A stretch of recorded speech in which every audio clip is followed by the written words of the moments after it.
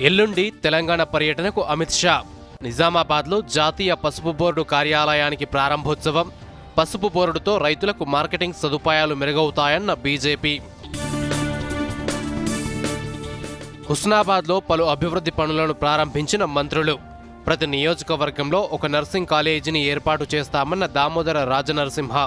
సిద్దిపేటలో త్వరలోనే పామాయిల్ ఫ్యాక్టరీని ప్రారంభిస్తామన్న తుమ్మల. రాష్ట్ర ప్రభుత్వం సాగునీటి రంగాన్ని సంక్షోభంలోకి నెడుతోందన్న హరీష్ రావు. ప్రభుత్వ వైఫల్యం వల్లే జూరాల, మంజీరా బ్యారేజీలు ప్రమాదకర స్థితికి చేరాయని కేటీఆర్ విమర్శ. గిగ్ వర్కర్ల కోసం ప్రత్యేక బోర్డు ఏర్పాటు చేసే యోచనలో రాష్ట్ర ప్రభుత్వం. త్వరలో చట్టం కూడా తీసుకొస్తామన్న మంత్రి వివేక్ వెంకటస్వామి. ఎస్సీఓ సమావేశాల్లో భాగంగా భారత్, చైనా రక్షణ మంత్రుల భేటీ. సరిహద్దుల్లో విభజన సమస్యల శాశ్వత పరిష్కారానికి రాజ్నాథ్ సింగ్ పిలుపు. శాంతి పునరుద్ధరణకు వివిధ స్థాయిల్లో చర్చలకు ఇరు దేశాల నేతల అంగీకారం.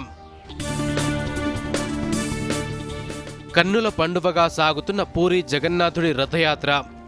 గుండీచా ఆలయానికి బయలుదేరిన సుభద్ర, బలభద్రులు. లక్షలాదిగా తరలివచ్చిన భక్తజనం. ఏఐ కెమెరాలతో భారీ భద్రత. బంగాళాఖాతంలో కొనసాగుతున్న అల్పపీడనం. రాగల 3 రోజుల పాటు ఉరుములు, మెరుపులతో భారీ వర్షాలు. అప్రమత్తంగా ఉండాలని విపత్తుల నిర్వహణ సంస్థ హెచ్చరిక.